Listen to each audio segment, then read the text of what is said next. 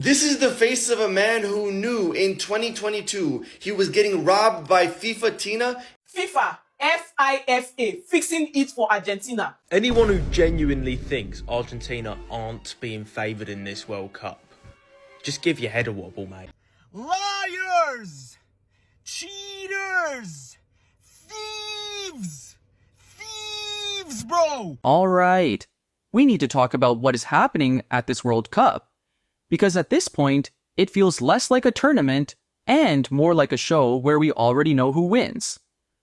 Argentina is through to the semi-final, and for the second knockout match in a row, the headlines were not about the football, they were about the referee. A stoppage time collapse against Egypt, then a red card against Switzerland that even neutral commentators struggle to explain. So today we are reacting to all of it. The fouls, the calls, and the meltdown that followed online. Drop your take in the comments as we go, because by the end of this one, you are going to have an opinion. This is the face of a man who knew in 2022 he was getting robbed by FIFA Tina in 4K, but could do nothing about it. Habibi, we had Messi playing volleyball, mashallah. And this is the face of a man who knew he was getting robbed by FIFA Tina, but knew he could do nothing about it. And we will never forget the robbery of 2026. FIFA, FIFA, fixing it for Argentina. See, these remaining countries, just zero your mind. We already know who the winner is. We already know who FIFA wants to give this World Cup to. Now, FIFA, save us the stress, save us the time, save us the emotional health, and give the World Cup to Argentina as you wish. Stop humiliating these players and the fans openly. Stop doing that. What is all this? I wouldn't even be pained if Argentina, they are playing good football and they are winning without corruption, without robbery, without rigging. I wouldn't be upset. But we know that the system, see, FIFA don't write scripts. The script is already written by FIFA for Argentina to win the World Cup. They are no longer hiding it. They want Argentina to win this World Cup. They are no longer hiding it. So these remaining countries, both France or Norway, save yourself from stress and just say, you know what, I don't play again. Because you don't get anything when you want to play. Even if you play 100-0, that minute, they fit give Argentina 100 goals. They fit give them. As long as one man is there, the system doesn't care. They don't care about another person. As far as one man is in one country. Fixing it for Argentina is the full meaning of FIFA. Fixing it for Argentina. I'm not upset that Egypt lost to Argentina because, they were always going to. You know what I mean? Like, it isn't Argentina is winning games. It's refs are winning games for Argentina. And it's fucking disgraceful, bro. And so I'm just like, I would rather the team I'm rooting for play real football and know in my heart that they actually won without cheating than whatever this bullshit is. Liars! Cheaters! Thieves! Thieves, bro! Broski took the ball from our side of the court, ran all the way across so that they had no deniability, no plausible reason to say it was offside or anything. Took it all the way across, scored it in, score! Whistle blows. Hey, broski, stop right there. Remember 10 minutes ago, all the way across at the other field? Hey, no offside. But remember 10 minutes ago, all the way across the field? Yeah, that was a foul potentially. We didn't call it then, but we're going to call it now that you've exerted all this energy and actually scored something. Yeah, that does not count because... brother, what are we? In grade 2? This is a world-class game. Are we in grade 2? These broskis didn't even give any fouls to Argentina.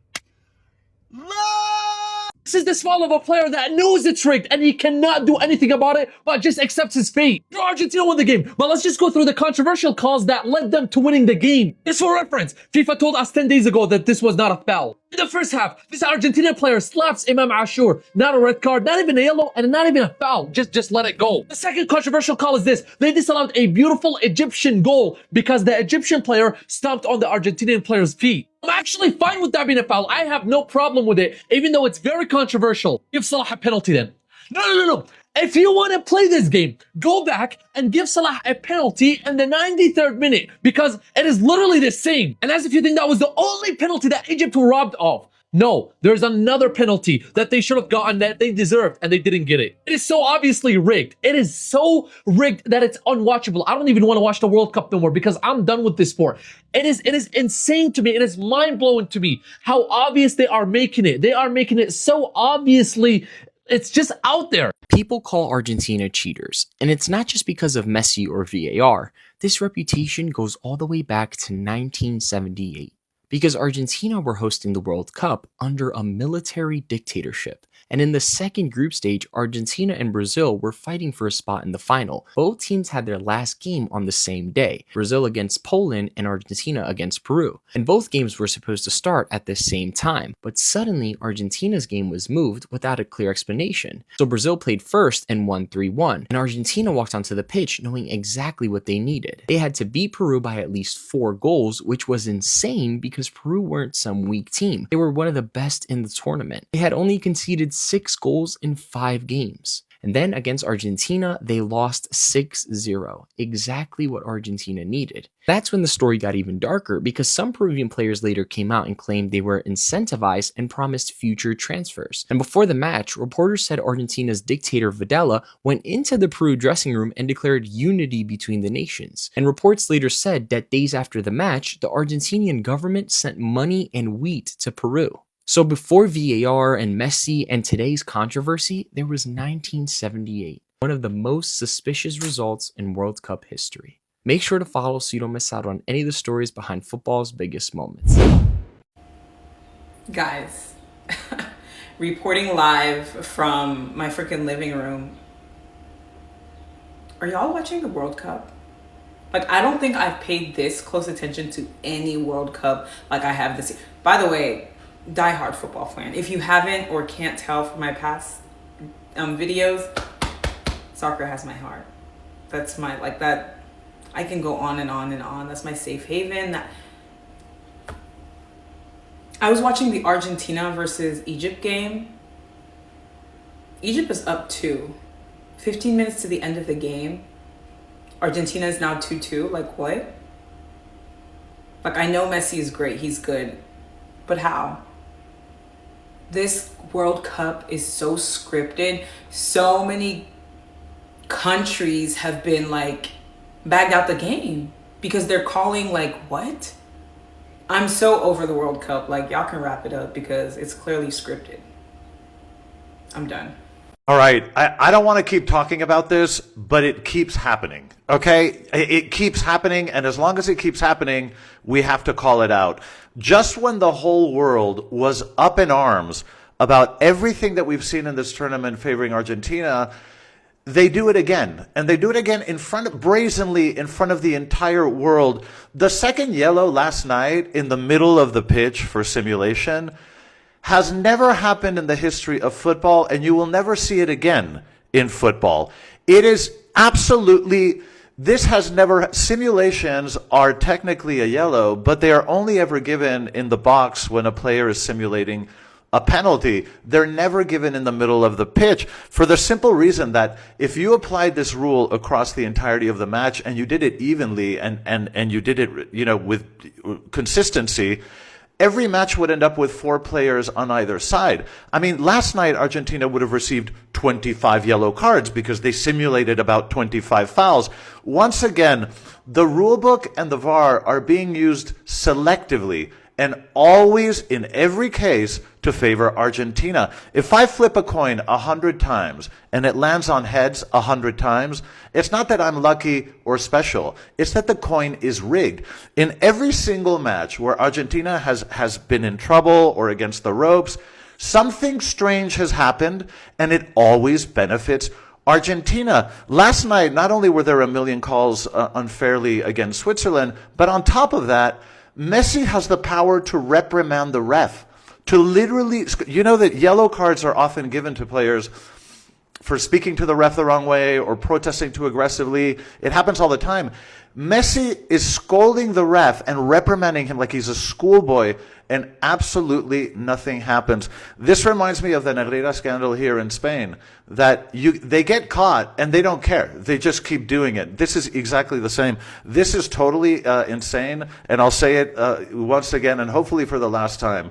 Infantino needs to leave. FIFA needs to be dismantled because they are destroying football. Anyone who genuinely thinks Argentina aren't being favoured in this World Cup, just give your head a wobble, mate. Argentina, they get 22 fouls per yellow card. When every time I watch them, they are probably one of the dirtiest teams you'll ever watch. They've been awarded 20 penalties in 27 games, more than anyone else. This is their last 13 games. Read through it if you want. It's honestly disgusting. Switzerland's red card last night was baffling.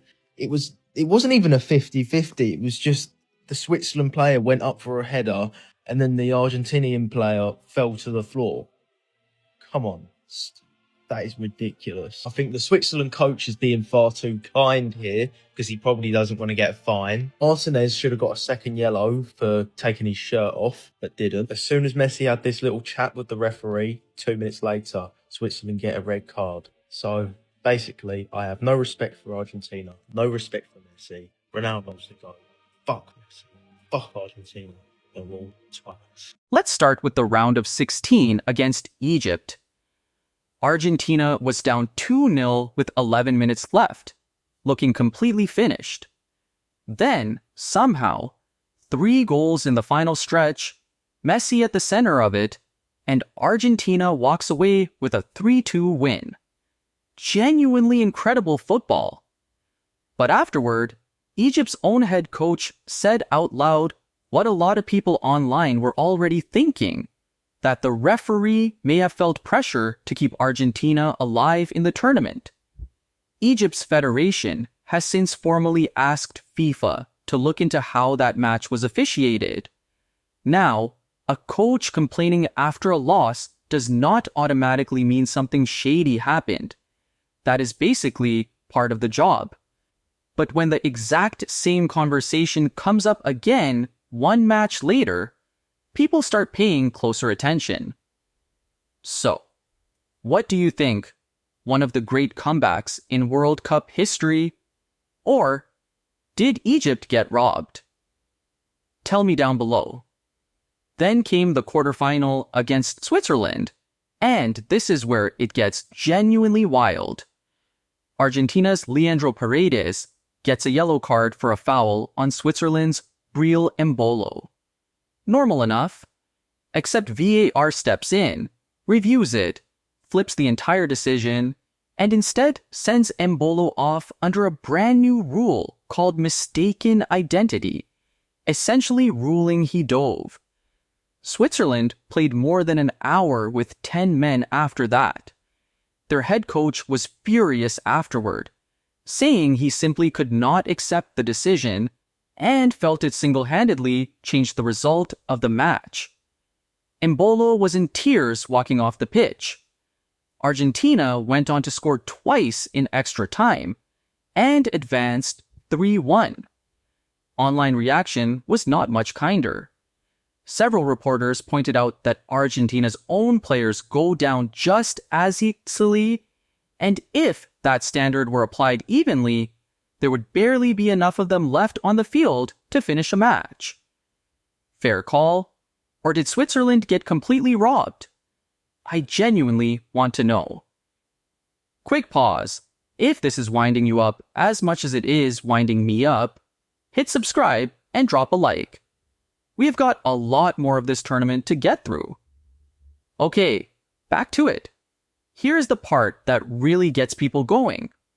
The referee for that Switzerland match, a Portuguese official named Joao Pinheiro, already had a reputation walking in. Just last season, he was heavily criticized for refusing to award Bayern Munich a penalty against Paris Saint-Germain in a Champions League semi-final, on a play that looked like a clear handball.